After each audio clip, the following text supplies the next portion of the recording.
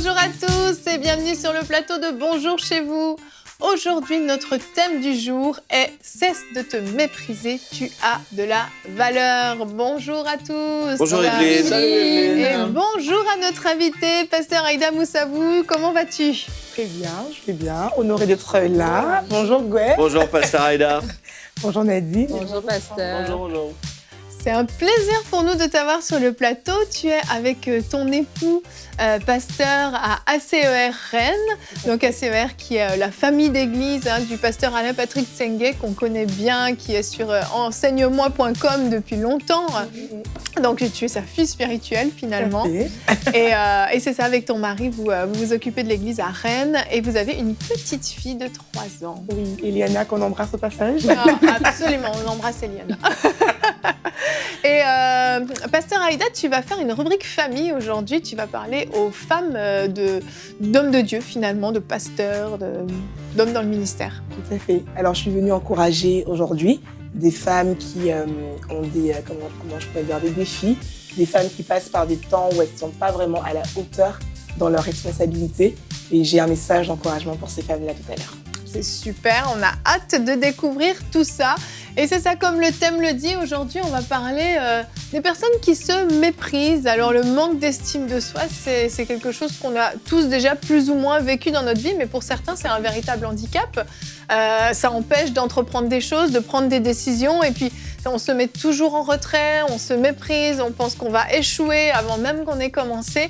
Et on va voir comment on peut déterminer notre valeur, et surtout que notre valeur ne dépend pas de ce qu'on a fait, de ce qu'on pense être, mais de ce que Dieu dit de nous. Et on en parle avec toi, Nadine, dans la pensée du jour.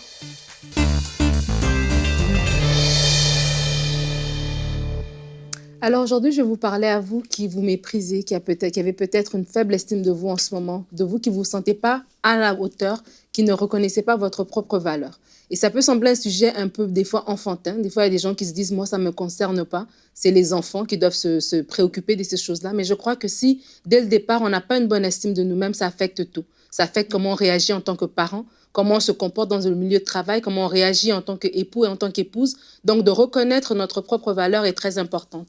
Et on va voir un psaume ensemble, qui est un psaume quand même qui est très connu par rapport à ce sujet. C'est le psaume 139 de David, versets 13 et 14. David dit « C'est toi qui as formé mes reins, qui m'as tissé dans le sein de ma mère. Je te loue de ce que je suis une créature si merveilleuse. Tes œuvres sont admirables et mon âme le reconnaît bien. » Et il y a quelque chose déjà qui est d'entrée de jeu que David fait. Et si on connaît l'histoire de David, on sait que c'est cet enfant qui était oublié, entre guillemets, de son papa. Quand on est venu loindre, il était dans les champs. Mais quand David dit cela, ça me pousse à vous dire que l'importance que vous avez, la valeur que vous avez, c'est Dieu qui vous l'accorde. Peu importe ce que vos parents ont fait, peu importe ce que vos parents ont dit, peu importe ce que vous avez été voulu ou non désiré, que vous étiez un accident ou pas, vous avez de la valeur. Et David dit il dit que quand j'étais encore une masse informe, tes yeux déjà me voyaient. Et c'est important de connaître que notre valeur vient du fait que c'est Dieu qui nous a créés tout simplement. Avant que notre maman soit au courant, avant que notre papa soit au courant, Dieu lui était déjà au courant parce que c'est lui qui nous a créés et nous sommes créés à son image. Amen.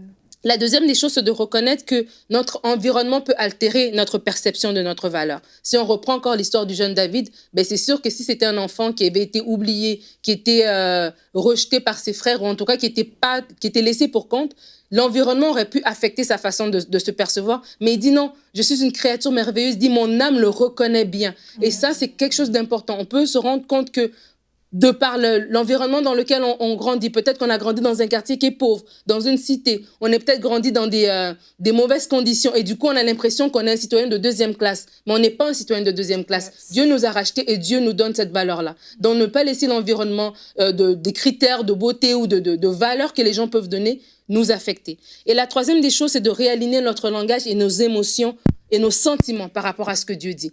David a dit « mon âme reconnaît bien ». Et vous devez réaligner non seulement votre pensée, mais même votre langage. Des fois, vous avez un langage qui vous se condamne soi-même, un langage de dépréciation. Et ça doit changer pour aligner votre langage à dire « Dieu m'aime, Dieu m'accorde de la valeur, j'ai de l'importance aux yeux de Dieu ». Et notre valeur, c'est pas dans ce que nous accomplissons. C'est pas, Dieu ne regarde pas à ce que nous faisons pour nous racheter. Il nous a déjà rachetés avant même qu'on ne soit conscient de lui. La Bible dit que Dieu prouve son amour envers nous lorsque nous étions pécheurs, Christ est mort pour nous. Alors aujourd'hui, je vous encourage à chercher la révélation de l'amour de Dieu, à vraiment avoir cette révélation que vous êtes une personne importante, pas parce que vous faites, juste par le fait que Dieu vous a créé tout simplement. Et Dieu dit dans Jérémie, je t'aime d'un amour éternel et voilà pourquoi je te conserve ma bonté. Alors je vous encourage ce matin, à vous qui vous sentez peut-être down, qui vous sentez moins bon que les autres, qui vous sentez en retard par rapport aux autres, à tourner vos yeux vers Dieu et à avoir cette révélation que Dieu vous aime, que vous êtes précieux, que vous avez de la valeur aux yeux de Dieu. Amen. Merci Nadine. C'est un thème sur lequel on a besoin de méditer. Je pense ce que tu as partagé dans ta pensée, on a besoin de se le remémorer, d'y penser. C'est vrai, le Seigneur nous a créés. Il a pris le temps de nous créer, et tu le disais dans ta pensée, avant même que notre mère le sache, lui, il le savait. Il nous a créés, il nous a choisis. Il a donné son Fils unique pour nous. Il l'a sacrifié à la croix pour qu'on puisse vivre, pour qu'on puisse être sauvé, qu'on puisse vivre éternellement. Juste à cause de ça, on a de la valeur. Et c'est vraiment nécessaire de prendre le temps de méditer. Pourquoi j'insiste sur ça? Parce que quand on le dit comme ça, on est là, oui, amen, alléluia, c'est vrai. Mais à l'intérieur, en fait, il y a tout un tas de mensonges qui gravitent dans notre tête, qui nous disent, ah, regarde ce que tu n'as pas réussi à faire. Ah, quand tu étais enfant, il y a eu ci. Oh, tu fais ça, tu sais pas faire ça. Les autres savent mieux. Les autres sont meilleurs que toi. Les autres sont plus beaux, sont plus ci, sont plus ça. Et tu tournes ça dans ta tête et tu oublies de penser à simplement le fait que Dieu te trouve merveilleuse, comme tu l'as dit, que nous sommes des créatures merveilleuses, créées à l'image de Dieu, que Dieu a un plan pour nous, qui veut servir de nous, qui nous aime.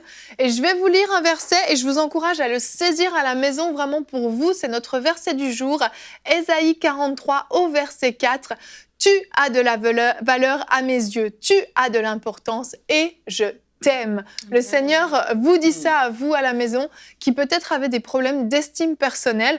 Et comme je le disais en introduction, c'est vraiment quelque chose qui peut être un handicap. Et Nadine, généralement quand même, ça vient de l'enfance, ce genre de problème d'estime de soi. Mais oui, mais comme tu l'as dit, c'est un schéma de pensée qu'on a parce que des fois, on peut entendre des choses de notre oreille physique, mais si dans nos pensées, déjà dans notre passé, on a des choses qu'on a entendues qui ont forgé notre caractère, et bien qui ont forgé notre façon de regarder les choses. Et du coup, notre façon de voir les choses va toujours être par rapport à ce qu'on nous a été dit avant. Parce qu'il y a des âges, il y a des moments où est-ce qu'on est plus vulnérable. Quand on est enfant, par exemple, on est plus vulnérable, on est plus réceptif aux choses qu'on entend, et ces choses-là modèlent notre façon d'être. Et dans l'environnement, l'arrière-plan, les gens autour de nous, les personnes qui sont en autorité sur nos vies, s'ils ont déclaré des choses, ben, du coup, on peut cristalliser ces choses-là et les prendre comme une vérité, alors que la Bible nous dit autre chose, alors que la parole de Dieu nous dit autre chose. Donc, quand on parle d'estime de soi, ben, on ne peut pas passer à côté du cas de Léa. Léa, qui était cette femme qui, par un seul détail, qu'elle avait les yeux délicats, toute sa vie a été cristallisée sur ce détail-là et toute sa vie a été modelée par rapport à ça. Elle a toute sa vie cherché à avoir l'amour de son mari, en oubliant toutes les qualités qu'elle avait, parce que moi, quand je vois Léa, je vois une femme qui est courageuse, je vois une femme qui sait toujours, qui est aimante, parce que malgré ce que Jacob a fait, elle l'aime encore, elle veut encore faire fonctionner son mariage. Je vois des qualités vraiment intéressantes. Mais Léa, quant à elle, elle se voit toujours par rapport à ce détail-là qui a été dit. Et donc, du coup, si tes parents ont dit des choses, si ton environnement t'ont vu d'une certaine manière, eh ben, tu risques de te positionner par rapport à la façon dont on t'a perçu. Donc, c'est super important de prendre ce qu'on nous a dit et de venir dans la parole de Dieu et de nous revoir au travers de la parole. Et de dire, OK, moi, on m'a dit ça, je pense que je suis lente ou je pense que j'y arriverai jamais. Quelles sont tes promesses pour moi, Seigneur? Et si j'arrive pas à me les approprier, de redéfaire vraiment notre dialogue intérieur pour que ce dialogue-là soit maintenant un dialogue qui est nourri de la parole et non des paroles de nos parents, de nos voisins, de nos profs d'école. Il y a un prof d'école qui t'a dit que toi, tu réussiras jamais.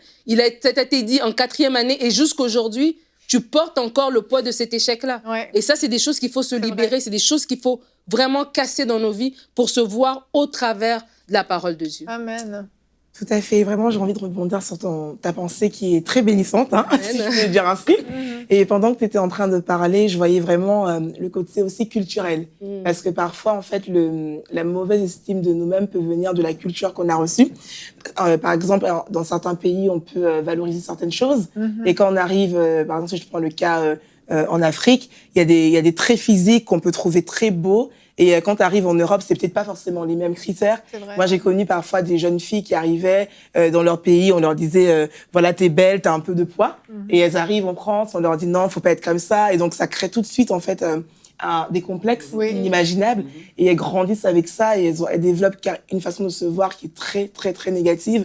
Et quand elles arrivent parfois à l'église, on doit refaire tout un travail avec elles. Et comme tu disais, on doit les emmener à se voir par rapport à la parole de Dieu. Et des fois, c'est difficile. Il y a vraiment un combat entre ce que Dieu dit de nous et ce que les autres nous ont dit et qui, finalement, ont constitué des forteresses, en fait, dans nos vies. C'est vrai. Et c'est vrai que la culture aussi peut vraiment jouer. Effectivement, puis tout comme quand tu parles de culture, moi je pense aussi, on a dans certaines cultures pas du tout l'habitude de valoriser, on parlait d'enfants, de valoriser ses enfants, mais même en tant qu'adulte, de dire des choses valorisantes, des compliments, de s'estimer simplement de façon intentionnelle.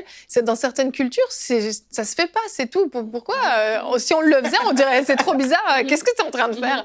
Alors qu'en fait, tous les êtres humains ont besoin de ça, et c'est la nécessité de décider d'être intentionnel, vraiment de faire l'effort, de valoriser, que ce soit nos enfants, mais que ce soit aussi en tant qu'adulte, notre époux, notre épouse, nos amis, d'avoir des paroles positives. C'est toujours beaucoup plus facile de pointer du doigt le négatif que le positif. Oui. Le fait de se sous-estimer, c'est vraiment parler de la malédiction sur nos propres vies et puis sur les gens, en fait. Donc, c'est pas aussi anodin qu'on peut le penser, de dire « Ah, je pense ça de moi ». Non, finalement, c'est terrible, c'est une malédiction. Et tout à l'heure, tu disais que le Père a envoyé Jésus-Christ pour nous racheter de cette malédiction. Et c'est curieux de voir comme, même dans le jardin, lorsque Dieu a créé Adam et Ève, qu'à un moment, lorsqu'ils vont chuter, ils vont découvrir qu'ils ont une nouvelle perception d'eux-mêmes. Ils vont dire, on est nus, on s'est cachés. C'est parce qu'ils n'arrivent même plus à se voir comme Dieu les avait créés. Et Dieu a parlé sur nous, dans ce psaume qu'on a lu, il a parlé sur nous, il a parlé des projets, il nous a conçus dans le sein de notre mère. C'est lui qui a fait cette œuvre merveilleuse. Amen. Mais sauf que, quand on arrive dans le monde, on entend tout dès le départ, dès qu'on est confronté au monde extérieur, qui est un monde déchu, il faut le rappeler, on est confronté à des paroles blessantes, à des paroles de découragement, à des paroles de jalousie, à des paroles de mépris. C'est ce qui fait que ça construit notre être. Mais nous, on n'est pas construit selon ça, selon les paroles qu'on nous a dites, on est construit selon la parole. Amen. Et la parole, elle nous dit de parler même sur nous-mêmes. Comment on peut entrer dans sa destinée? Comment on peut entrer dans des projets de foi si on ne se croit pas capable? Dieu a dit à Gédéon de changer son langage. Dieu a dit à plusieurs personnes de changer leur langage parce que avec ce langage, c'est impossible d'accomplir les choses dans lesquelles on est appelé, les choses auxquelles on est appelé. Et les gens sans Dieu, lorsqu'ils vont parler ce genre de langage, ils vont passer comme arrogants. Mais nous, ça vient pas de nous, ça vient de la parole. Si on dit je suis une créature merveilleuse, c'est parce que la parole le dit. Si on dit je réussirai, c'est parce que la parole le dit. Si on dit je vais réussir dans mon entreprise, c'est parce que la parole le dit. Si je dis je serai toujours en haut, si je serai la tête et non la queue, c'est parce que la parole le dit. Donc c'est pas arrogant, c'est Dieu qui nous a dit parle-le, dis-le. Donc le mépris, faut vraiment faire attention. Le mépris de soi-même, c'est se placer en dessous des privilèges de Dieu et se maudire soi-même. Amen. On peut regarder une citation de Joyce Meyer qu'on connaît bien. Joyce Meyer qui a dit justement, je vais attendre que la citation s'affiche parce que je ne l'ai pas sur mes fiches, « Arrêtez de déterminer votre valeur sur ce que les autres disent de vous, mais laissez ce que dit la parole de Dieu déterminer qui vous êtes ». C'est ce que tu viens de dire, Gwen, et on en a parlé, on a beaucoup parlé de la parole de Dieu. Nadine, j'imagine que c'est un des conseils aussi que tu donnes aux personnes qui nous écoutent. Mais oui, s'il y a quelqu'un qui nous écoute en ce moment et qui se dit, ben oui, je se reconnais dans cette façon de faire, dans cette façon de fonctionner, et il veut changer, il veut se dire, mais comment je fais pour ne pas me mépriser? Je crois qu'il y a 3 choses. Il y a d'abord, il faut reconnaître notre valeur initiale, il faut reconnaître la valeur que Christ nous donne, et il faut reconnaître les promesses de Dieu sur notre vie. Donc, reconnaître notre valeur initiale, c'est vraiment prendre conscience, comme on a dit dans ce psaume, que nous avons été créés à l'image de Dieu. Nous avons été créés par Dieu. Nous ne sommes pas le produit de la rencontre de 2 personnes, tout simplement. Yes. Nous sommes dans le plan original de Dieu. C'est que Dieu nous aime et dans sa pensée, il nous avait déjà prévu et il nous a créés. Et quand tu prends conscience que tu n'es pas n'importe qui, parce au-dessus de tes parents, de tes grands-parents, de ta tribu, de ta race, de ton ethnie, il y a Dieu qui est au-dessus de ça et c'est lui qui t'a créé. Du coup, ça te fait prendre conscience. C'est ça ta valeur initiale. Et ça, c'est vraiment important de la prendre conscience. De 2, prendre conscience de la valeur que Christ nous donne. Tu en as parlé, que Christ nous a rachetés. Donc Dieu nous a non simplement aimés, Mais il nous a tellement aimés que lorsque le péché nous a séparés de lui, dès le jardin d'Éden, il a mis ce plan en marche pour nous racheter. Et par la croix, Christ nous a lavés. Par la croix, Christ a déchiré le voile de séparation. Il nous a rapprochés de Dieu. On est enfants de Dieu, co-héritiers de Christ. Amen. Ça, c'est quelque chose qui automatiquement nous donne de la valeur, qui automatiquement nous emmène à ne plus nous mépriser. Amen. Et la troisième des choses, comme Gwen en a parlé dans son intervention, lorsqu'on comprend qu'on a des promesses, qu'on a une destinée, que Dieu a des plans pour nous, qu'on n'est pas juste là pour utiliser de l'oxygène, qu'on a vraiment quelque chose à faire. La Bible dit dans Éphésiens 2, je l'ai écrit ici, c'est un verset que j'aime beaucoup, j'aime vraiment ce verset. Il dit « Car nous sommes son ouvrage, ayant été créés en Jésus-Christ pour de bonnes œuvres que Dieu a préparées d'avance afin que nous les pratiquions. » J'aime trop ce verset. Et ce verset, quand tu te rends compte qu'attends, non, Dieu a des œuvres qu'il a préparées d'avance pour que je les fasse. Dieu a un plan pour ma vie. Dieu a une promesse. Il y a des promesses sur ma vie. Donc, du coup, tu ne peux pas te mépriser. Du coup, tu peux dire, OK, comme le psalmiste, ta promesse me fait vivre, Seigneur. Tu as des choses pour moi. Je change mon langage, comme tu as dit, Gwen. Je m'adapte à la réalité, la vérité d'abord, que la Bible dit. Cette réalité qui est peut-être spirituelle, qui n'est peut-être pas encore manifestée. Peut-être que tu es dans des dettes. Peut-être que tu es dans un environnement qui ne te valorise pas ou quoi que ce soit. Mais ça, c'est une réalité temporaire. La vraie réalité, c'est ce que Dieu a déclaré. Et du coup, tu marches avec ça et tu ne peux que marcher la tête haute, en fait. Ben ça, c'est fort parce que moi, la première fois que j'ai prêché du psaume 139, je me suis dit dans ma tête, j'ai vu Dieu, un jour, le Père, était là et a dit, un jour dans l'éternité passée, a dit, Aïda, voici les jours qui te tombent. Et il a fait un plan sur ta vie. C'est puissant. Gwen, Dieu a écrit quelque chose dans l'éternité passée, il y a peut-être 200 milliards d'années sur ta vie. On ne peut pas capsuler ça. Non. Et tu dis, waouh, Dieu a pensé à moi. Et plus fort que ça encore pour moi aujourd'hui, on ne peut pas dire qu'on n'a pas de valeur parce que Dieu a choisi et a décidé volontairement de mettre son esprit en nous. Amen. Il dit même... T'imagines-tu comment il nous fait confiance, plus que nous, on se fait confiance nous-mêmes, de mettre son esprit en nous? Il nous regarde, on se voit d'une façon qu'on ne devrait pas se voir. Dieu dit, tu as tellement de valeur, je t'aime tellement, que le jour que tu m'acceptes, en une fraction d'une seconde, le Saint-Esprit vient en toi. Et là, il va te diriger, il va te guider dans les projets que j'avais pour toi. Amen. Et là, tu te dis, ouais, mais Dieu, je dois me faire plus confiance. Parce que tu me fais plus confiance que moi-même, je me fais confiance. Dieu, j'ai tellement de valeur à tes yeux que je le réalise aujourd'hui et je veux accepter les décrets qui ont été dits par tout le monde sur le plateau aujourd'hui. J'accepte que j'ai de la valeur à tes yeux parce que, comme te dit Evelyne, Jésus est mort pour moi. Il n'est pas mort pour des pourris, il n'est pas mort pour de la poubelle, il est mort pour des gens qui le tentent aimer. Amen. Et ça, c'est tellement fort, c'est glorieux ça. Amen. Amen. Yes. Tu voulais ajouter quelque chose? Non, c'est bon, c'est parfait. tout est dit. Tout est dit, je crois. Tout est dit. Et moi, je veux vraiment vous encourager à la maison à écouter les émissions de la semaine prochaine parce qu'on a dit des choses. On a parlé du fait que Dieu avait un plan pour chacun d'entre nous. On a parlé de comment aussi accepter, s'approprier la parole de Dieu. C'est des thèmes qu'on va aborder dans les émissions la semaine prochaine. Donc, je voulais faire une petite parenthèse parce que vraiment, si vous voulez creuser davantage, ne manquez pas des émissions de la semaine prochaine. Et si vous êtes une femme d'un pasteur, d'un homme de Dieu et que vous vous sentez dévalorisé, la rubrique famille est pour vous. On y va tout de suite avec Pasteur Aïda.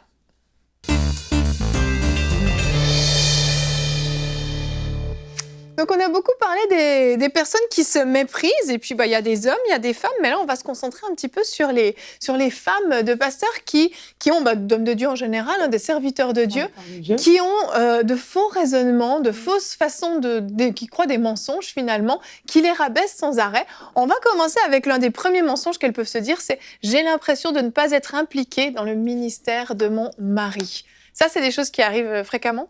Waouh, c'est vrai que c'est des choses qui arrivent fréquemment. Je suis moi-même femme de pasteur et je rencontre pas mal de femmes de serviteurs de Dieu. Et souvent, ça revient. J'ai l'impression de ne pas être impliquée dans le ministère de mon mari. Pourquoi? Parce que souvent, nous lions l'implication au fait d'être sur la chair à côté de nos époux. En fait, il faut redéfinir ce que c'est qu'être impliqué aux côtés de l'homme de Dieu qu'on accompagne. Et si on va juste sur le fait que être impliqué, c'est le fait de prêcher le dimanche ou qu'on nous voit tenir un micro, en fait, d'entrée de jeu, si on n'a pas reçu l'appel là, on sera cassé. Oui. Alors que si, comme on le disait tout à l'heure, on arrive déjà à se dire Dieu m'a créé avec un but, Dieu m'a créé avec une vision et qu'on prend le temps de découvrir la vision personnelle de Dieu pour nous, on n'aura pas de mal finalement à ne pas être sur la chair au moment où on aimerait peut-être être comme notre mari. Et l'autre chose, c'est quoi? C'est que pour être impliqué, il faut comprendre en fait l'œuvre que le Seigneur a confiée à notre mari. Il faut essayer de comprendre son appel. Il faut essayer de comprendre ce que Dieu veut faire avec lui. Et lorsqu'on comprend ce que Dieu veut faire avec notre mari, on peut mieux être une aide. Parce qu'on ne peut pas aider quelqu'un si on ne sait pas là où il va. Donc on a besoin de comprendre la vision de notre mari. Et à partir de ce moment-là, on peut mettre en place des stratégies, on peut mettre en place même des temps de prière. Comment être impliqué? Le fait de prier pour mon mari alors qu'il va servir, le fait même de me lever le matin, de repasser son linge, je suis impliquée dans le ministère, en fait, aux côtés de mon mari. Le fait d'être dans l'assemblée à l'église et pas de critiquer, de conseiller, pardon, le fait de conseiller, en fait. On ne critique pas, on ne critique pas. Surtout pas. Le fait de conseiller, en fait, des personnes dans l'église. En fait, on aimerait bien toutes avoir un ministère où on nous voit devant. Et c'est ça le véritable problème. Pas toujours. Ah, mais beaucoup, hein. Beaucoup de femmes que je rencontre aimeraient vraiment, en fait, quand elles parlent, en fait, de « je suis pas impliquée », c'est le côté où, on ne voit pas, je suis pas devant. Et c'est bien de redéfinir les choses. L'implication, c'est pas juste le fait d'être devant. C'est ça, c'est la compréhension de l'implication, en fait, qui est pas forcément la bonne, et de changer son regard sur les choses qu'on fait au quotidien qui vont aider nos époux, finalement. Tout à fait. On passe au deuxième mensonge. Les gens font plus confiance à mon époux qu'à moi. Donc là, on parle peut-être plus de conseil pastoral et tout ça. Ils vont toujours voir mon mari. Moi, on ne tient pas compte de mon avis. Tout à fait. Bon, alors là, je ne sais pas si c'est un mensonge ou pas. Parce que c'est vrai que je ne sais pas pourquoi c'est comme ça. Mais les gens font plus confiance, en fait, à nos époux qu'à nous. Donc, parfois, il peut arriver, par exemple, pour tout ce qui est rendez-vous pastoraux. Par exemple, tu peux dire que tu peux faire le rendez-vous, mais tu vois vraiment que les personnes accordent une importance particulière au fait de rencontrer le serviteur de Dieu. Et c'est vrai qu'à ce moment-là, on peut se sentir un peu dévalorisé, se dire, mais pourquoi moi? Est-ce que les personnes autour de moi pensent que j'ai peut-être pas assez de connaissances de la parole? Est-ce que je n'aurais pas une solution pour leurs besoins? À ce moment-là, en fait, ce que j'aimerais dire à une femme qui nous regarde en ce moment, c'est en fait de ne pas, comment je pourrais dire, se définir au fait que les gens ne viennent pas vers nous. C'est-à-dire que même s'ils ne viennent pas vers nous, continuons de manifester l'amour, continuons de vraiment apporter ce qu'on peut donner. C'est-à-dire que quand on a l'occasion de pouvoir conseiller, être une occasion un instrument de joie pour une femme ou pour quelqu'un dans l'assemblée, faisons-le vraiment. Et en fait, moi, je sais que personnellement, c'est en faisant ces choses-là, je continuais à faire ce que je faisais. J'étais pas en train d'être blessée, de me dire on vient pas vers moi, donc j'arrête tout parce que c'est le piège. Le diable veut nous emmener à abandonner, en fait, à se dire bon là je vais arrêter, de toute façon je suis inutile. Et une fois qu'on adopte cette pensée-là de je suis inutile, forcément, en fait, on est cassé. On est cassé et on ne fait plus ce qu'on devait faire. Alors que c'est pas ce que Dieu veut pour nous. Alors même quand les gens vont vers notre mari, on doit continuer de se dire, c'est pas grave. Et je pense aussi que y a un moment donné où c'est aussi à nos maris, voilà, serviteurs de Dieu, qui sont peut-être plus en avant à un moment donné, d'emmener en fait cet équilibre-là. Et moi, je l'ai vu personnellement avec mon époux, qui à un moment donné, on commençait le ministère, donc jeune pasteur, etc. Et il a été vraiment en fait celui qui disait non, mais elle peut vous apporter. Et souvent, il m'emmenait avec lui dans les rendez-vous. Et petit à petit, mon mari a aidé en fait les personnes autour de nous à pouvoir en fait me faire confiance. Donc je pense aussi que le mari a une implication en fait pour aider son épouse en fait dans ça aussi. Ouais, c'est vrai que c'est important ça que le mari aussi pose des actes pour valoriser sa femme finalement au niveau de l'assemblée, parce que c'est certain que si c'est lui qui prêche, c'est lui qui est toujours en avant. C'est inévitable aussi qu'on ait envie d'aller voir la personne qui prêche, parce que chaque dimanche, on est béni, on est enseigné, on est édifié. On se dit, si j'ai besoin d'un conseil, je vais vouloir aller voir cette personne-là. Et c'est évident que si le mari ne prend pas aussi cette décision de prendre sa femme avec, parce que sa femme a forcément quelque chose à donner aussi, un travail en équipe, finalement, qui peut être fait. Tout à fait. Et c'est vrai que les gens se rendent compte par la suite qu'ils avaient beaucoup d'a priori. Parfois, c'est juste des a priori, parce que quand ils viennent, le même conseil qu'ils auraient reçu avec le serviteur de Dieu, ils peuvent le recevoir avec la femme du pasteur. Donc, c'est juste avoir une ouverture d'esprit, mais surtout dire aux femmes de serviteurs de Dieu, dans ce cas-là, de ne pas se décourager. Ne pas se décourager, continuer de faire le ministère, parce que c'est Dieu qui est notre récompense, en fait. Et le Seigneur s'arrange à un moment donné à faire, en fait, fructifier, à révéler, à manifester ce qu'il a mis en nous. Donc, voilà. Tu voulais dire quelque chose, Nadine? Non. Tu es bénie, hein? Je suis très bénie. Gwen voulait. Moi, en tant que femme.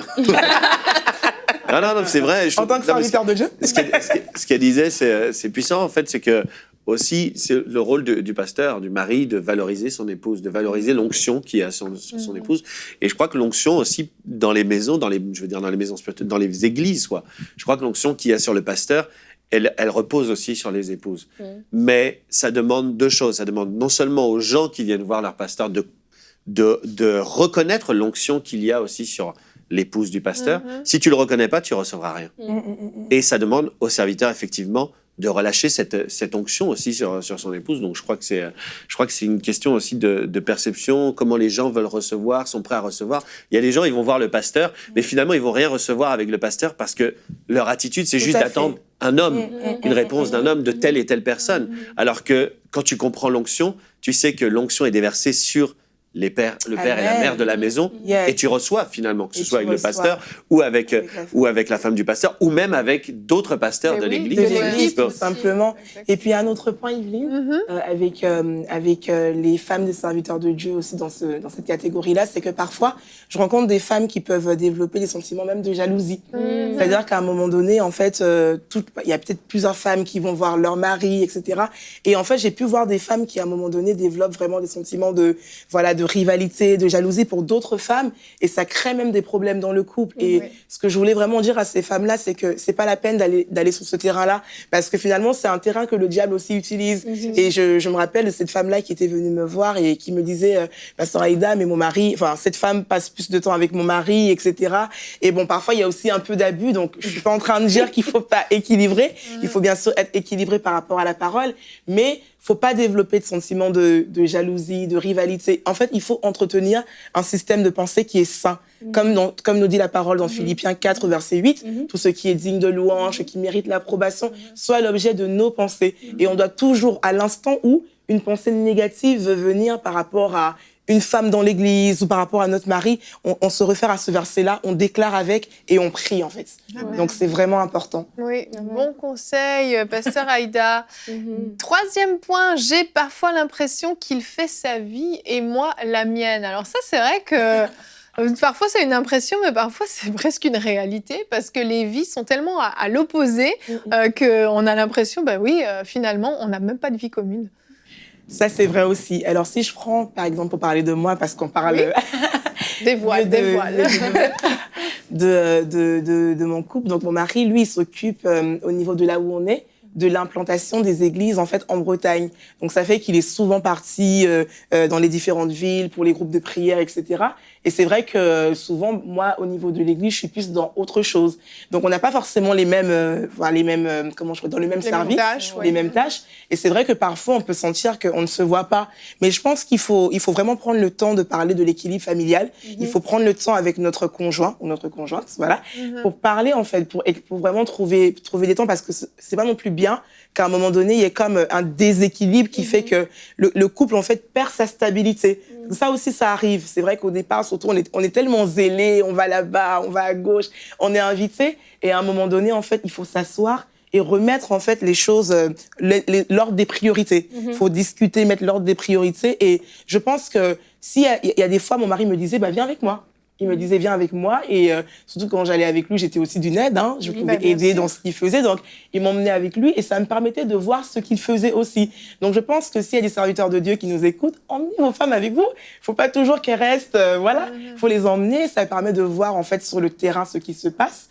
Et ça permet aussi qu'elles puissent avoir une autre approche. Donc, je pense que c'est vraiment important de... Voilà. Ce qui est important aussi, c'est de comprendre qu'il y a des saisons aussi dans la vie. Oui. Il y a des moments où est-ce que parfois, au tout début du ministère, soit les deux travaillent, en plus il y a le ministère, à l'église locale, tu es là les soirs, le jour, l'homme travaille un travail, après ça la femme aussi, tout ça. Il y a des saisons, il y a des temps, mais l'important c'est que le couple soient d'accord pour pas qu'il y ait de friction et Tout à que le fait. diable ait de place pour attaquer, en fait. C'est ça qui est important. Et ça, il faut vraiment se mettre d'accord dans le couple par rapport à... Là, je m'en vais à fond pendant 2 semaines parce que là, il y a des réunions de prière et des trucs. OK, il n'y a pas de problème, je vais travailler. Mais s'il y en a un qui veut foncer et que l'autre n'est pas forcément d'accord, ça va créer des frustrations. Vraiment, vraiment. Et ça, les gens doivent le savoir et se mettre d'accord dans le couple, c'est super important. C'est juste un point que je voulais rajouter. Exactement. Il y a vraiment un équilibre à trouver parce qu'on ne vit pas les mêmes choses et c'est sûr. Et après, tu parles de saison. Il y a la saison aussi, les enfants sont petits. Ouais. Généralement, c'est l'épouse qui reste à la maison avec les enfants, qui ne peut pas aller de conférence en conférence. Moi, je l'ai même vécu au sein de MCI TV. Quand je m'occupais de mes enfants à la maison, mon mari qui travaillait comme un fou à MCI, qui était dans tout un tas de projets, dans tout un tas de choses. Puis finalement, toi, tu es à la maison avec les enfants, puis tu as l'impression qu'on a 2 vies finalement, parce qu'on se croise à peine. C'est important, comme tu le disais, Frank, de prendre vraiment des décisions en commun et de se mettre d'accord et puis de communiquer, de dire là j'ai besoin que tu sois un peu plus présent ou j'ai besoin peut-être que tu me partages ce que tu vis aussi quand tu vas prêcher. Il y a des hommes qui sont pas très bavards à raconter ce qu'ils ont vécu. C'était bien la conférence, chérie, la femme elle est restée à la maison, elle a juste envie de sortir mais elle peut pas forcément. Et le mari ouais c'était génial. Mais encore. Et important aussi de partager, de vivre ensemble, de dire on va prier ensemble pour cette conférence et tout, que la femme se sente impliquée vraiment de cette façon-là pour justement faire en sorte qu'on ait une vie commune, même si on n'est pas ensemble physiquement tout le temps, parce que c'est pas possible, mais on a des temps communs où on partage des choses ensemble et puis le ministère ne devient pas l'ennemi numéro 1 à battre pour récupérer mon mari. Parce que des fois, c'est un risque aussi. Hein. On parle beaucoup. Hein. C'est trop Oui. Édifie-nous. Non. Mais ce que je veux dire par rapport aux 2 points qui ont été mentionnés, je crois qu'on parlait de l'estime de soi, c'est ça le thème. Je crois que la femme du pasteur elle-même doit aussi, avant de chercher que son mari la positionne ou la mette, qu'elle-même aussi elle doit comprendre est-ce que Dieu, quel est ton appel pour moi? Et des fois, c'est nous-mêmes qui sommes nos premiers... on est notre premier barrage avant que ce soit l'autre. On a l'impression que les gens ne viennent pas vers nous parce qu'on a l'impression qu'on n'a rien à leur donner. Ou bien une personne n'est pas venue, c'est sûrement parce que j'ai rien à dire. L'autre a quelque chose de mieux à dire. Et du coup, c'est comme inconsciemment, on se met déjà dans une position où on n'est pas participatif. Mais si on sait que quand Dieu a placé Adam, il a mis aide à son côté. Si Dieu a placé mon mari dans le ministère, il m'a mis à côté. Et des fois, on a le raisonnement que parce que dans la vie de tous les jours, le président d'une compagnie d'aviation, sa femme, elle n'est pas copilote. Mais dans le ministère, c'est spirituel, c'est pas la même chose que dans le naturel. Donc du coup, oui, c'est vrai que tu as un appel sur toi. Peut-être qu'il n'est pas au même niveau que ton mari, mais tu as un appel sur toi. Mais cet appel va se révéler quand toi-même, tu vas aimer le ministère, quand toi-même, tu vas aimer l'Église, quand toi-même, tu vas aimer les gens malgré l'attitude que les gens ont envers toi. Parce qu'au départ, et c'est comme tu parlais des pièges de l'ennemi, l'ennemi va se servir des gens pour attaquer l'épouse dans des remarques, dans des choses pour qu'elle puisse... s'asseoir, se mettre à l'écart, avoir de l'amertume et créer vraiment des divisions et que l'homme commence vraiment à vivre le ministère à part et puis la famille à part. Or que c'est vraiment un appel collectif. Et ça, c'est vraiment important en tant que femme de se lever, nous-mêmes d'abord, nous avec Dieu, avant même d'aller voir nos maris, avant même d'aller voir l'Assemblée. Amen, amen. Un autre point, mes enfants sont un frein. Alors ça, ça concerne malheureusement pour une fois plus les femmes. J'ai un tout petit peu introduit le sujet. Excuse-moi si j'ai mangé ton point. Mais c'est vrai que faut s'en occuper des enfants aussi. Ah là là, ça c'est vrai. surtout quand ils sont en bas âge. Oui. Et c'est vrai que parfois c'est très très délicat parce qu'en tant que femme, les premières années, on a l'impression qu'on fait que ça. On doit rester à la maison, s'occuper de nos enfants, le mari part. Et comme tu disais, parce que oui, tu as parlé de mon point. Oui, je suis désolée, j'ai réalisé en le lisant après, pardon. Comme tu disais, parfois, en fait, c'est lorsque le mari arrive à la maison, c'est important, en fait, qu'il fasse participer sa femme en lui racontant, en fait, ce qu'il vit. Parce qu'effectivement, des fois, quand on a des maris pas très bavards, ils peuvent rentrer et tu demandes alors la conférence, l'événement, et puis il te dit juste oui, ou limite, en fait, il s'endort. Tu as vraiment l'impression, en fait, que voilà. Et du coup, tu commences à avoir des pensées, j'aurais pas dû avoir d'enfants, alors que la Bible dit que ce sont des bénédictions, les enfants, pour nous. Donc, on doit pas les voir comme des freins. Je pense que, comme tu le disais tout à l'heure, il faut voir, en fait, les différentes saisons de nos vies. Il faut voir, en fait, celui ou celle qui est plus, en fait, à même de faire des efforts. Je ne suis pas en train de dire qu'il faut pas que nos maris nous aident, parce que je pense aussi qu'ils ont leur part, en fait, à apporter dans l'éducation de nos enfants. Donc, c'est très, très important. Mais il faut vraiment, je veux parler à une femme et lui dire, arrête d'employer le mot frein quand tu parles, en fait, de ton enfant. Parce que, comme on le disait, la parole est tellement importante que si l'enfant réalise au bout d'un moment que tu le vois comme un frein, il va développer, en fait, cette façon de se voir lui-même. Et après, on peut avoir des enfants qui n'aiment pas le ministère, qui ont des façons d'être parce qu'on leur a montré qu'ils étaient des freins pour nous. Donc, c'est important de les emmener avec nous quand on peut. Et même quand c'est difficile, j'ai envie de dire aux mamans, prenons sur nous. Prenons des temps à part quand les enfants sont pas là pour discuter avec, ou quand ils dorment, s'ils sont petits, pour discuter avec notre mari, pour vraiment revoir la stratégie de la famille. Mais il faut vraiment éviter les mots frein ou par exemple, oh, qu'est-ce qui m'a pris, voilà, obstacle. On entend des femmes dire, qu'est-ce qui m'a pris de faire cet enfant. Je le dis parce qu'à un moment donné, moi-même, j'ai pensé comme ça. Donc, je veux vraiment encourager à un moment donné, je me disais, mais j'avais pas ma petite, ma vie, elle était comme je voulais, voilà. Et quand l'enfant arrive, tu dois tout calculer. Donc, c'est vrai que ça peut être difficile, mais continuons de confesser la parole et voilà, c'est pour l'équilibre familial, c'est très important. Amen, amen. Et tu vas nous encourager pour terminer, Pasteur Aïda, c'est possible d'être épanoui dans le ministère. Amen. Oui, j'ai l'air épanouie, non? Complètement, vraiment. Pour de vrai, je me le disais en te regardant, ah, c'est beau, elle rayonne. Gloire à Dieu. Non, c'est vraiment possible d'être une femme épanouie dans le ministère quand on comprend ce à quoi Dieu nous appelle. Et ça, c'est important. Je le dis parce que je pense qu'on manque parfois un peu d'enseignement à ce niveau-là. Quand on va dans le mariage, même quand on épouse un homme de Dieu, on est tellement convaincu qu'on sera toujours ensemble et tout ça, qu'on peut être, en fait, comment je pourrais dire, freiné à un moment donné quand les choses ne vont pas comme on voudrait. Mais quand on réalise, par exemple, moi, aujourd'hui, j'ai des projets à l'église, j'ai une académie, toutes ces choses-là, et je m'occupe, en fait, je suis dans mon champ d'action. Je suis dans mon couloir. Donc, je m'occupe des femmes, je fais vraiment les choses que Dieu m'appelle à faire. Mais pourquoi? Parce que j'ai découvert ce à quoi Dieu m'appelait. Et vu que je l'ai découvert, je suis dedans. Comme tu disais tout à l'heure, en fait, découvrir les œuvres que Dieu avait préparées d'avance. Tu es dedans et tu es épanoui. Et il faut dire aussi qu'il y a de la joie dans le fait de paître le troupeau de Dieu. Oui. On n'a pas que de l'ingratitude, hein, faut le dire. Il y a des personnes qui viennent vers nous, qui nous manifestent de l'amour. En tant que femme de Dieu, on a aussi des honneurs. On n'a pas que, des coups bas, tout ça. Donc, honnêtement, Dieu place à côté de nous des personnes qui nous aident à ressortir, en fait, ce qu'il a investi en nous. Et moi, je regarde, il y a 5 ans quand j'ai commencé, et aujourd'hui, 5 ans le ministère pastoral, parce qu'avant ça, j'étais déjà dans l'église depuis 17 ans. Mais quand je vois, en fait, ces 5 dernières années, je vois, en fait, une progression. Quand je vais à l'église, je suis contente, malgré les épreuves. Pourquoi? Parce que j'ai appris aussi à développer une relation avec le Saint-Esprit. J'attends pas que mon mari, pasteur de la maison, vienne commencer à déclarer sur ma vie, même s'il le fait pour notre famille. Mais j'ai appris, en fait, à avoir ma relation avec le Seigneur, et c'est ce qui me permet d'être épanouie dans le ministère. Donc, le conseil, c'est développe ta relation avec le Seigneur et communique avec ton mari, et tu verras que tu seras une femme épanouie dans le ministère. Amen. Amen, amen. Et c'est possible aussi de se sentir impliqué sans forcément faire les mêmes choses que notre mari.